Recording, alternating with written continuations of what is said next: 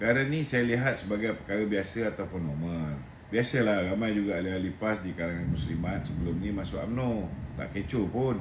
Masuk PAS ke atau masuk UMNO ke, itu adalah politik. Tiada sesuatu perkara yang mengejutkan. Saya hanya akan terkejut kalau ada orang perangai macam Syafiq Halim.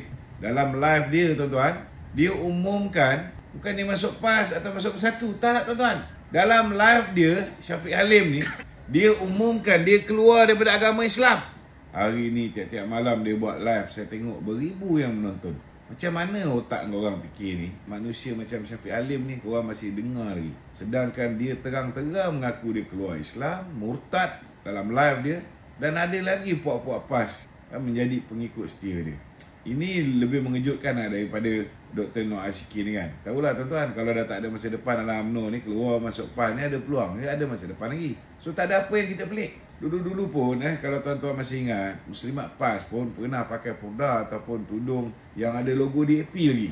Berarak bawa bendera DAP lagi dalam kempen-kempen PRK. Presiden PAS juga pernah mengarahkan ahli-ahli mereka untuk sokong calon DAP, undi DAP. Dan ada pemimpin-pemimpin PAS pernah jadi BFF dan berpeluk mesra dengan pemimpin DAP. Dululah ketika dia baik dengan DAP. Semua bab DAP ni semuanya wangi, tuan-tuan. Sampaikan Lim Guan Eng pun dia kata inilah Khalifah Umar bin Abdul Aziz. Jangan lupa, tuan-tuan.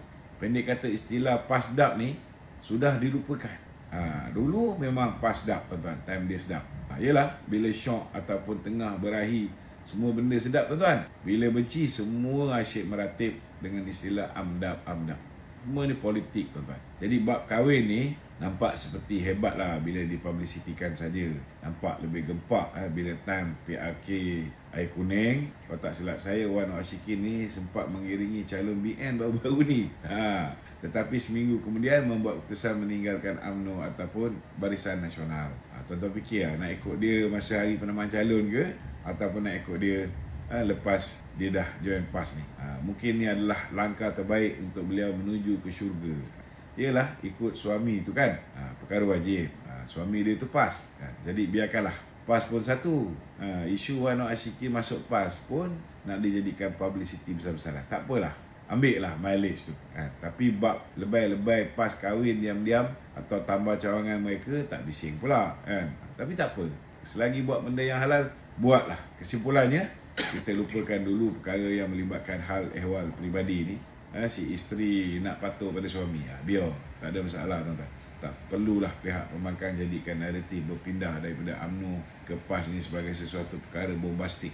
Konon UMNO sudah tidak relevan ataupun dakwah PAS telah sedarkan pemimpin UMNO. Tak payah duk sembang lah. Hari ni makin lama, makin ramai orang yang kenal siapa tu PAS.